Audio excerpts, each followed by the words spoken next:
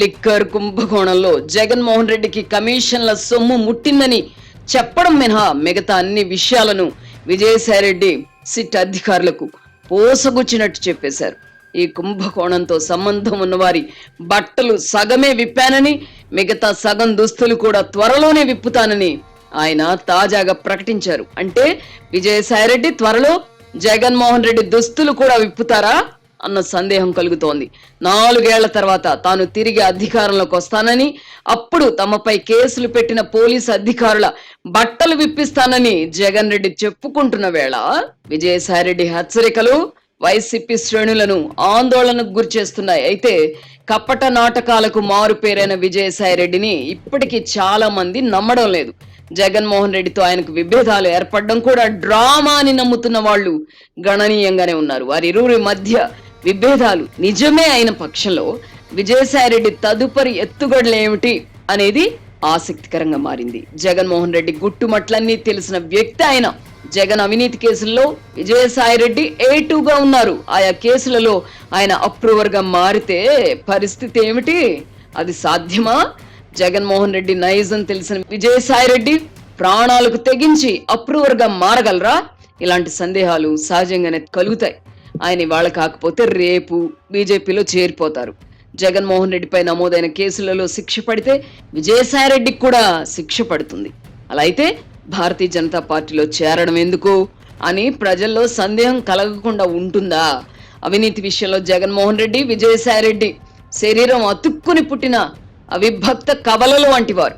ఈ ఇద్దరిలో ఒకరిని తప్పించి మరొకరిని శిక్షించలేరు.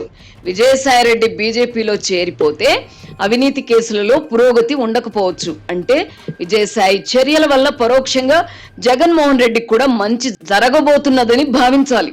ఈ నేపథ్యంలోనే ఆంధ్రప్రదేశ్లో చోటు చేసుకున్న మద్యం కుంభకోణంపై సిట్ విచారణ వేగం పుంజుకుంది. ఈ కేసులో మరో కీలక నిందితుడు బాలాజీ సిట్ అధికారులకు చిక్కకుండా తప్పించుకొని తిరుగుతున్నారు. వైసీపీ ఎంపీ మిథున్ రెడ్డిని ఇప్పటికే విచారించిన సిట్ అధికారులు తదుపరి ఏం చేయబోతున్నారో వేచి చూడాలి. అయితే ఈ కేసులో తనను ఇరికించి అరెస్టు చేయబోతున్నారని మిథున్ రెడ్డి మానసికంగా సిద్ధపడుతున్నారు. తనను మళ్లీ విచారణకు పిలిస్తే మరిన్ని వివరాలు చెబుతానని విజయసాయిరెడ్డి చెబుతున్నందున సిట్ అధికారులు త్వరలోనే ఆయనను విచారణకు పిలవచ్చు.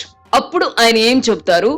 ఆయన నోటి వెంట వెలువడే నిజాలతో ఈ కుంభకోణంలో జగన్మోహన్ రెడ్డిని నిందితుడిగా చేర్చుతారా అన్న సందేహం సర్వత్రా వ్యాపించింది.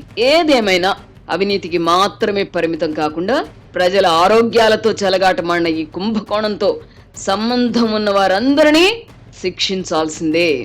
ఢిల్లీలో లిక్కర్ కొనుగోళ్లలో ముడుపులు తీసుకున్నారన్న ఆరోపణలపై రాష్ట్ర ముఖ్యమంత్రి కేజ్రీవాల్, ఉప ముఖ్యమంత్రి మనీష్ సిసోడియాలను అరెస్టు చేసి జైలుకు పంపారు. అక్కడంతా కలిపి కొన్ని వందల కోట్ల రూపాయలు మాత్రమే చేతులు మారాయి. కేజ్రీవాల్ ను జైల్లో పెట్టినా తాజాగా జరిగిన ఎన్నికల్లో ఆయనపై ప్రజల్లో ఎలాంటి సానుభూతి ఏర్పడలేదు.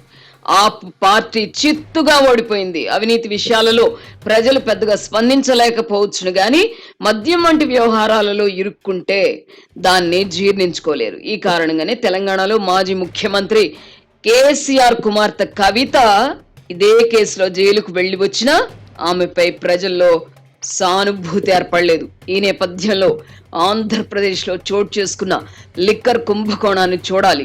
దేశ చరిత్రలోనే ఇంతటి నీచమైన కుంభకోణం జరగలేదు. అధికారంలో ఉన్నంత కాలం నాసిరకం మద్యాన్ని ప్రజలకు సరఫరా చేసి వారి ప్రాణాలతో చెలగాటమాడారు. హేయమైన ఈ కుంభకోణంతో తనకు సంబంధం లేదని జగన్మోహన్ రెడ్డి చెప్పగలరా? చెప్పినా ప్రజలు నమ్ముతారా? జగన్ రెడ్డిని కుల మత ప్రాతిపదికన గుడ్డిగా అనుకరించేవారు, అభిమానించేవారు గణనీయంగా ఉంటే ఉండవచ్చును గాని చేసిన పాపానికి ఏదో ఒక రోజు శిక్ష అనుభవించాల్సి వస్తుంది. పుష్కర కాలం క్రితం తనపై సిబిఐ దాఖలు చేసిన కేసు విచారణకు నోచుకోకుండా తప్పించుకోగలుగుతున్నామని జగన్ అండ్ కో ధీమాగా ఉండవచ్చును గాని మద్యం కుంభకోణంలో పాపం కూడా చేశారు. ఢిల్లీ లిక్కర్ కుంభకోణంలో రంగంలోకి దిగిన ఈడీ అధికారులు ఆంధ్రప్రదేశ్లో జరిగిన కుంభకోణం వైపు ఇంకా చూడడం లేదు. కారణం తెలీదు. 5 ఏళ్ల పాటు సాగిన ఈ కుంభకోణంలో వేల కోట్ల నగదు లావాదేవీలు జరిగాయి. ప్రభుత్వానికి మద్యం సరఫరా చేసిన లిక్కర్ కంపెనీలు అనూహ్యంగా మద్యం వ్యాపారంతో సంబంధం లేని కంపెనీలకు, సంస్థలకు చెల్లింపులు చేశాయి. ఈ విధంగా జరిగిన చెల్లింపులన్నీ చివరకు మూల విరాట్కే చేరాయి. ఉదాహరణకు, ఒక డిస్టిలరీ కంపెనీ ముంబైలోని ఒక వస్త్ర దుకాణానికి 28 కోట్ల రూపాయలు చెల్లించింది. ఆ దుకాణం నుంచి సదరు డిస్టిలరీ వస్త్రాలు కూడా కొనుగోలు చేయలేదు. ఈ విధంగా డిస్టిలరీలు ప్రభుత్వ పెద్దలకు చెల్లించాల్సిన కమిషన్లను వారు చెప్పిన కంపెనీలకు బదలాయించారు. అంతిమంగా ఈ డబ్బు ఎవరికి చేరింది? ఏ మేరకు అక్రమ లావాదేవీలు జరిగాయి? ఇందులో ఎవరెవరి పాత్ర ఉంది, ఎవరెవరి పాత్ర ఎంత అనేది ఇంకా తెలియవలసి ఉంది. చరిత్రలో జరగని చూడని రీతిలో జరిగిన ఈ కుంభకోణంపై దర్యాప్తును సిట్ అధికారులకే పరిమితం చేయకుండా ఆర్థిక వ్యవహారాల్లో నిపుణులైన వారిని కూడా భాగస్వామ్యం చేయాలి. దర్యాప్తు పరిధిని విస్తరించాలి. అవసరాన్ని బట్టి మరిన్ని ఏజెన్సీలు రంగంలోకి దిగాలి. ఢిల్లీ లిక్కర్ కుంభకోణం జాతీయ స్థాయిలో పతాక శీర్షికలతో ప్రచురితమైంది, ప్రచారం పొందింది. ఆంధ్రప్రదేశ్ లో జరిగింది అంతకు మించిన మహాఘాతుకం కూడా కనుక రాష్ట్ర ప్రభుత్వం ఈ కుంభకోణంపై జాతీయ స్థాయిలో తెలిసేలా చేయాలి. జగన్మోహన్ రెడ్డి పాలనలో చోటు చేసుకున్న పాపాలను దేశ ప్రజలకు వివరించి అటువంటి నేరాలకు పాల్పడే వారికి రాజకీయాలలో చోటు లేని విధంగా చర్యలు తీసుకోవాలి. ఇప్పుడు ఇంటి గుట్టు కూడా ఒక్కొక్కటిగా వెలుగు చూస్తున్నందున పాపులను శిక్షించడానికి సహకరించే వారందరికీ తగిన రక్షణ కల్పించాలి.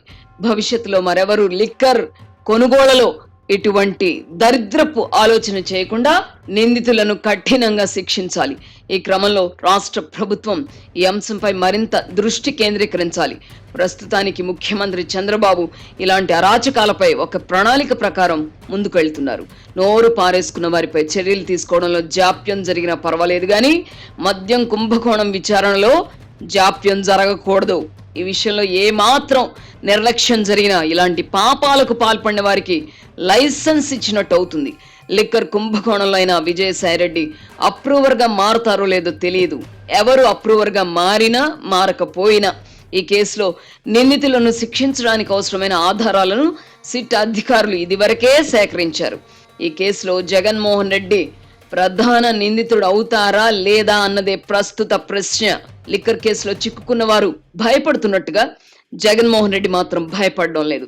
అతను ఒక అసాధారణ మనస్తత్వం కలిగిన వ్యక్తి.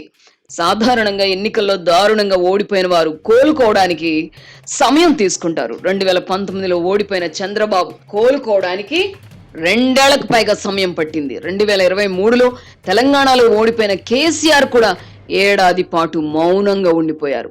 జగన్మోహన్ రెడ్డి అంచనాలకు అందని విధంగా పరాజయం పాలైనా కుంగిపోలేదు. 3 నెలలకే నిలదొక్కున్నారు. 6 నెలలు గడిచేసరికి త్వరలో నేనే అధికారంలోకి వచ్చేది అంటూ ప్రకటిస్తున్నారు.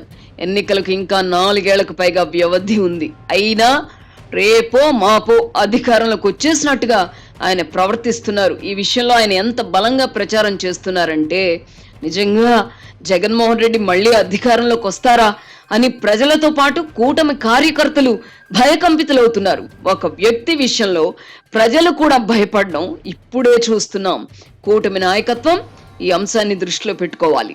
అధికారంలో ఉన్నప్పుడు ప్రజలను భయభ్రాంతులకు గురి చేసిన జగన్ అండ్ కో హేయమైన పాపాలు కొడిగట్టారని ప్రజలకు వివరించగలిగినప్పుడే ముఖ్యమంత్రి చంద్రబాబు తన ప్రాథమిక కర్తవ్యాన్ని నెరవేర్చిన వారవుతారు. జగన్మోహన్ రెడ్డిని రాజకీయంగా సీసాలో బంధించడానికి లిక్కర్ కుంభకోణం రాష్ట్ర ప్రభుత్వానికి అందివచ్చిన ఆయుధం.